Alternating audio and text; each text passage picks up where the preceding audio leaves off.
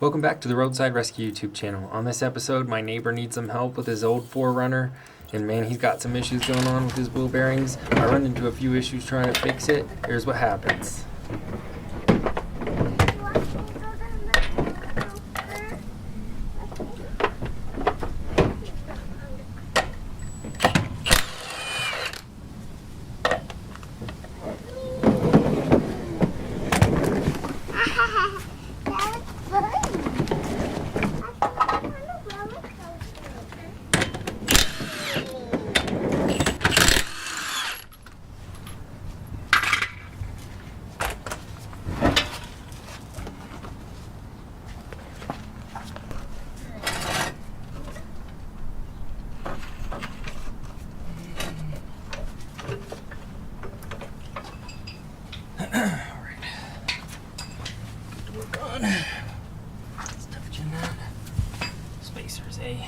This video is sponsored by Vevor. Vevor inspection camera. Let's check this camera out and see how it works.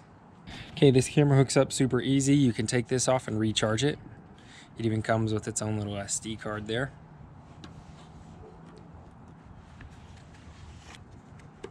Okay, you put that on inside it. The key is to push this in nice and hard. I figured that out the first time I used it. That's not in far enough. There you go. We could turn the inspection camera on here.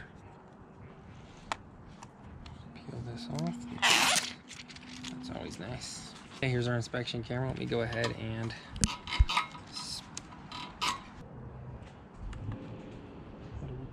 as you can see there, this camera works nicely. I can turn up the brightness of the light here. Gets pretty bright. And let's stick it down the tailpipe of my big truck or something and see how this works. All right, we got this in the tailpipe here, as you can see. This is great for inspecting pipes. Come on now, baby. Get on that corner. That was fun to check out the inside of this tailpipe.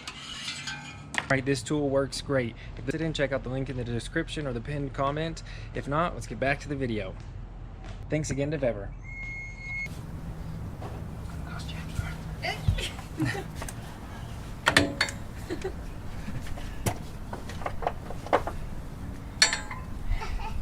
Have to have like super narrow sockets to get around these pieces. Really?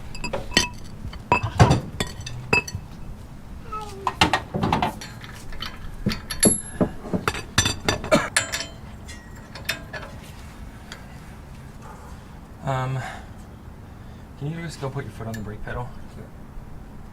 Just squish it. Oh. Is this the big one or the small one? It's the one on the left. Oh. You ready? Yeah, just keep holding on it now.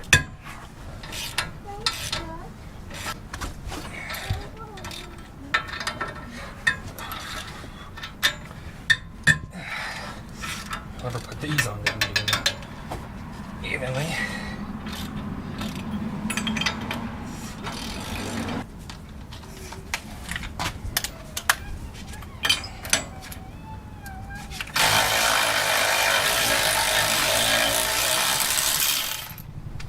You want me to keep the brake down? You're good now.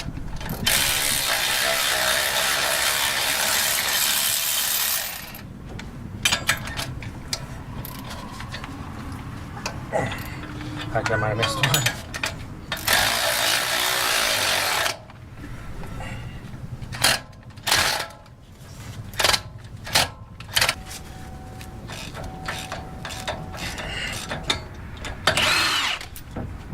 All right. That was whatever that should have been.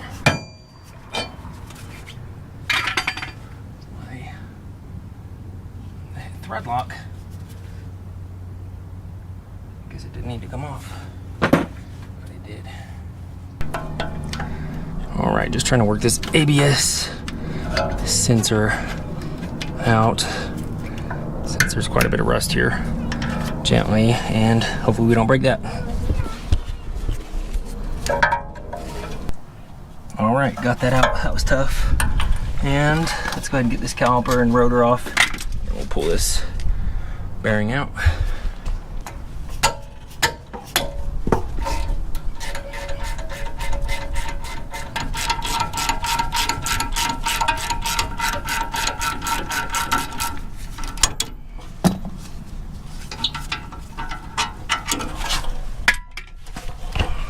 right, got that tight out of the way. Just get this rotor off. All right.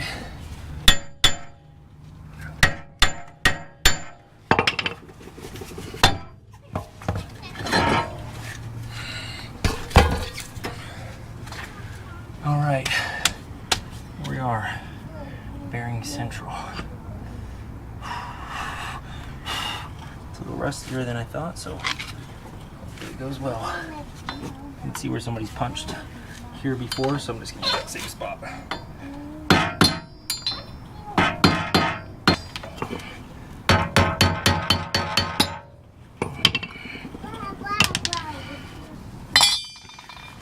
All right, locking that off. Cotter pin.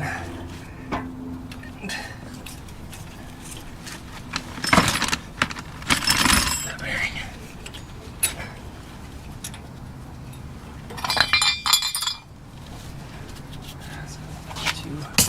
Let's see. All right, it's a 35.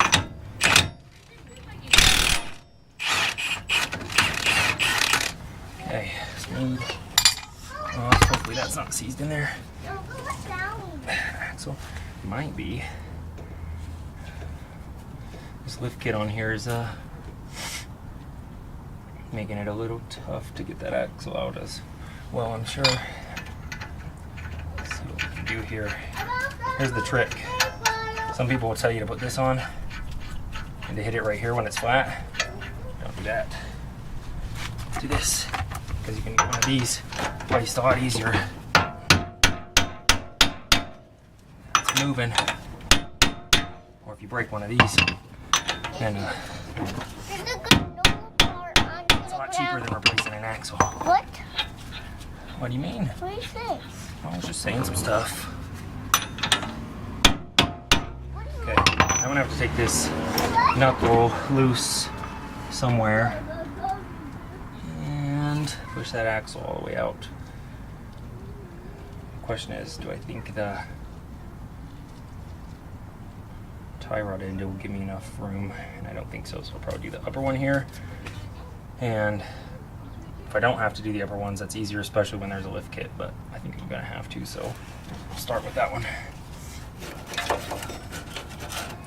Rusty. I just have to put an impact on there.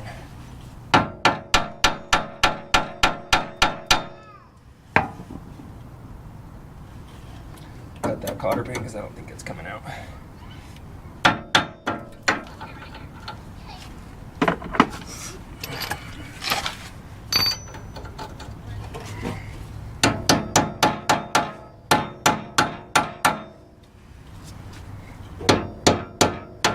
Got that cotter pin with the impact.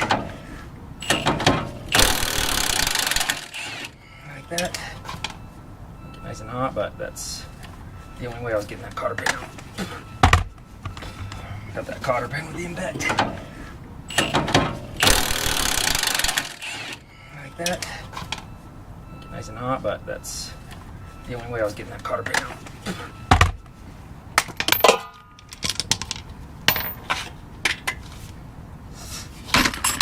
Okay, let's see if that's loose enough. We can do our same trick on that. Probably to push this out without messing that boot up with a pickle fork. So the axle barely fits out from the top, so that's great.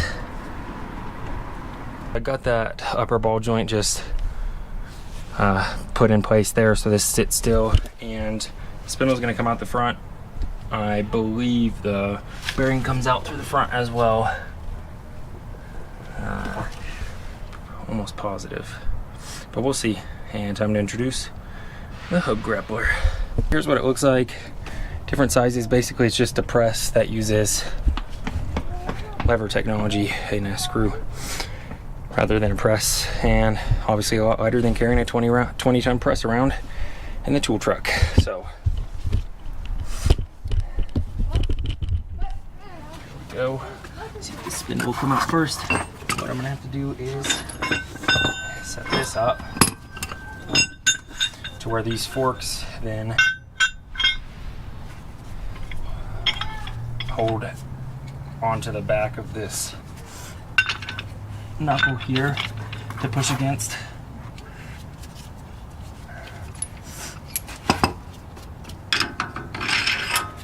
Just hold that in place. Good, it's coming all the way through.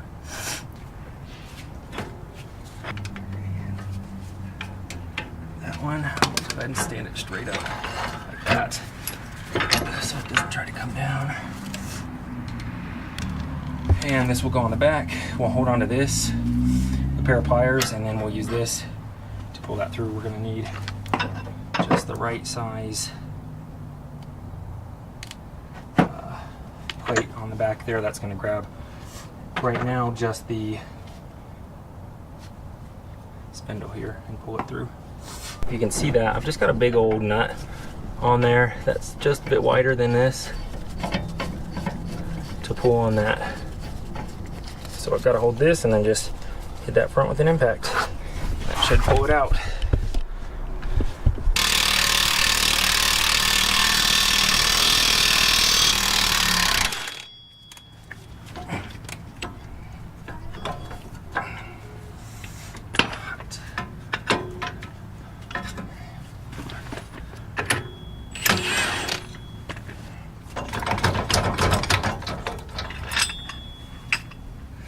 Okay, success.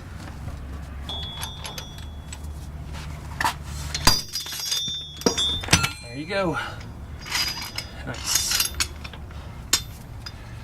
Okay, so I'm gonna reuse this spindle as far as I'm aware. Talk to the customer. I'll show you why. If you can see the front of those grooves there in the spindle, got eaten up a bit by that big old screw bolt, but I believe I can make those grooves grooved again with a file, and it shouldn't be an issue. And you have the whole rest of that spindle won't ever strip out. So I think I'm fine with that. So kind of the same way I'm gonna press it in, and we press it back like that. That way I can get that snap ring out.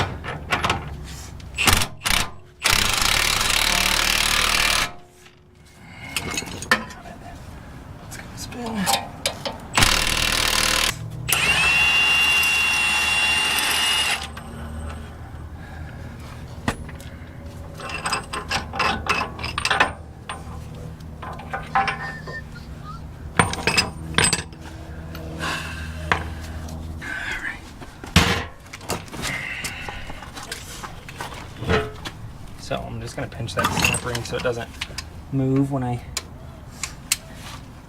pull on the other side, and I should be able to get one edge up and then out and around.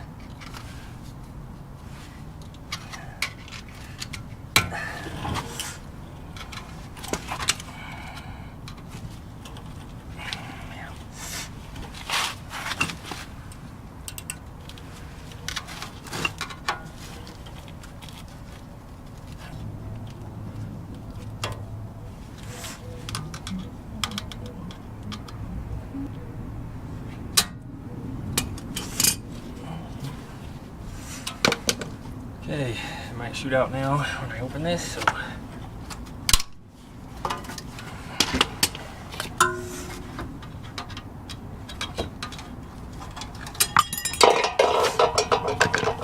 Okay, so there's that broken. Put this one back in. Hopefully this truck goes to the junkyard with this wheel bearing in. And this doesn't have to be worried about again, but if so, somebody's gonna have to do the same. Okay, so stayed nice and straight. It was definitely pushing out though. Okay, now we will put that plate on the back side. Get this. I could use this cup. I'm just like not too good at keeping these centered when I use them. So probably just gonna use this again, just to give me the space to pull that bearing out.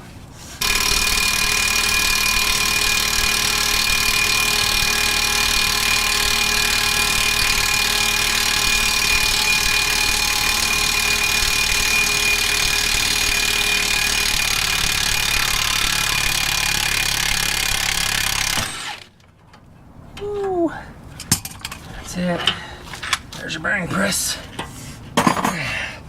Take your pick, but it's a good option, especially for mobile mechanics. So we'll get that new one pressed in. You'll see that, and I'll do the other side by myself because filming this is taking quite a bit of extra time. Man, that's way heavier with that bearings.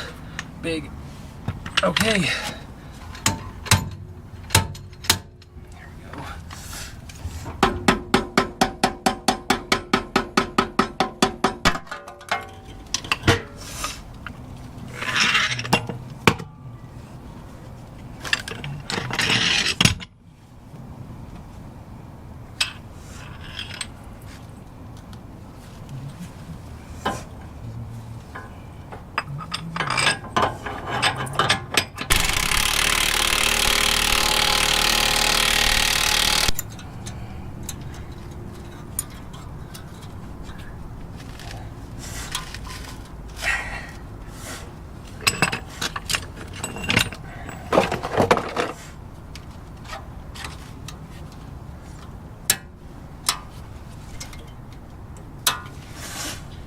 Alright. Split bearing, so that's why this looks a little loose. It's all pinched together at the end. Okay. Let's get that spindle back on. Back here we've got ABS ring and a little spacer. What, big buddy? Why is there puppies in your truck? You can have them. No, I don't want them. Oh, I got them so that whoever wants to eat them can have them.